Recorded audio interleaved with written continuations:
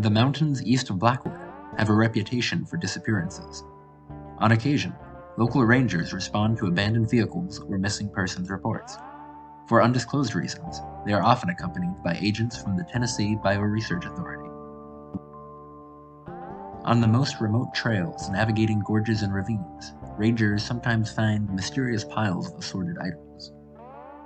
The heaps are jumbled masses of objects in various stages of decay, as if they had been recently fished out from the mountain waterways. Whenever these heaps are found, the rangers are dismissed without exception, and the authority takes over the search.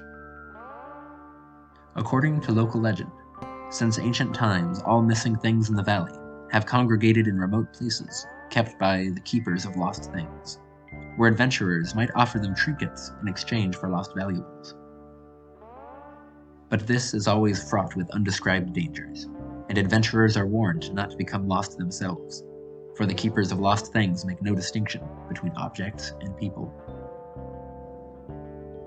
The Tennessee Bioresearch Authority has long inspired mistrust among residents. Not long ago, the authority took possession of an abandoned quarry near the town of Sagadusi, where it installed one of its many research laboratories.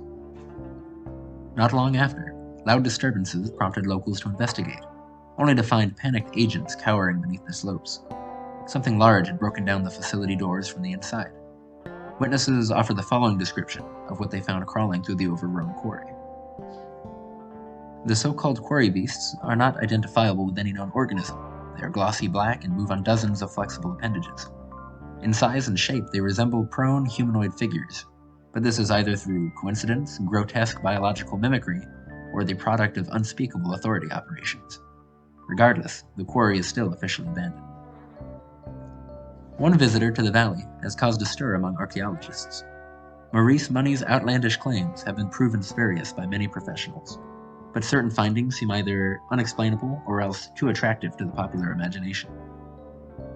According to Money, evidence from pre-Amerindian cultures has been carven or charcoaled in obscure recesses of Blackwood Valley, indicating the presence of a long-forgotten apex predator. The Holyol, or beast of the valley, supposedly haunted indigenous settlements and may have been responsible for the failure of the first attempts at modern settlement in Blackwood Valley. There are few descriptions of the Holyol, other than that it was hot-blooded, covered with dark plates, and could alternate walking between 2 or 4 legs. All survivors report an echoing, ululating call, which announced a successful hunt. One of Money's most ridiculous claims is based around a small stone sculpture he reportedly unearthed during an excavation. Based on the image and local legends about an early race of sea people, Money claims that there was a widespread amphibious species which populated the valley long prior to the latest ice age and human arrival. These creatures thrived in the moist pre-glacial environments, living in the humid forests along rivers and lake shores. Supposedly, modern legends suggest that some individuals survived the changing temperatures and persisted in remote enclaves. Most incredibly, Money claims that mysterious carvings on the statue might be non-human in origin, and that perhaps these creatures may have been capable of their own material culture. Money is currently seeking sponsors for proposed excavations at Flat Rock Hill and Atacalacaca Lake, betting his inconsiderable professional reputation that he will unearth structures of otherwise inexplicable antiquity. Ancient legends also tell of the Cloud People, who live in hidden cities in the sky. Whenever the heavy fog rolls down the mountains, the Cloud People are said to descend to land, there to trade with their earthly counterparts.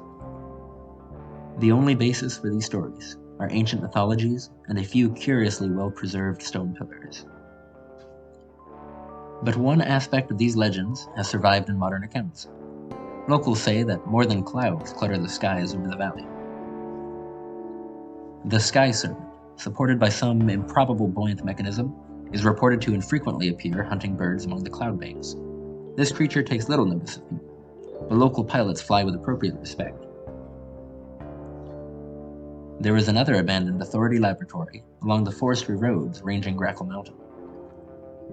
Recently, young trespassers began to circulate photographs reportedly stolen from the abandoned site. The pictures supposedly depict a hitherto unknown resident of the mountains, some kind of long serpentine predator. Of course, the authority denies them as an unconvincing hoax. The trespassers' whereabouts are currently unknown. Generally, Townspeople have to go far out of their way to encounter these oddities. On occasion, though, people chance upon anomalies, such as when some local people claim to see black rectangular shapes in the distance, which disappear soon after detection. One adventurous soul insists that he came nearly up to one apparition in a roadside clearing, a dark aperture through which he managed to momentarily penetrate.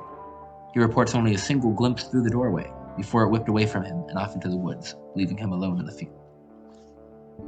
For a second, he was in a mist-shrouded expanse, where massive machines silently swung or turned in all directions. On walkways far above him, he looked into the glowing eyes of indistinct silhouettes, which seemed intensely alert to his presence.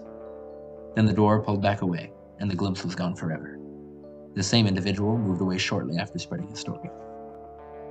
On one more widespread occasion, the strangeness of the valley intruded wholesale into the lives of the people of Blackwood. Dozens of people simultaneously reported an unexpected visitor who seemed to emerge from nearby woods. The visitor spoke and moved unnaturally, almost mechanically, simply offering gifts. After depositing an unmarked black suitcase, each visitor walked away back into the woods, and the shaken recipients uniformly called the police. The Tennessee Bioresearch Authority soon took over investigation, only to find that each suitcase was a collection of classified authority documents. Since then, the authority has maintained an unusual public presence, while the townspeople only speculate. Compared with the vast possibilities and unknowns of space beyond our world, the viewer may wonder why we explore the dubious and indefinite mysteries surrounding a dying town in a forgotten valley. Of what use is such diversion against a backdrop of the cyclic glories and agonies of our kind, or against the awesome indifference of the cosmos? But who says what is diversion and what is substantial? Here we live, and here we create for ourselves sufficient meaning and mystery to populate a universe.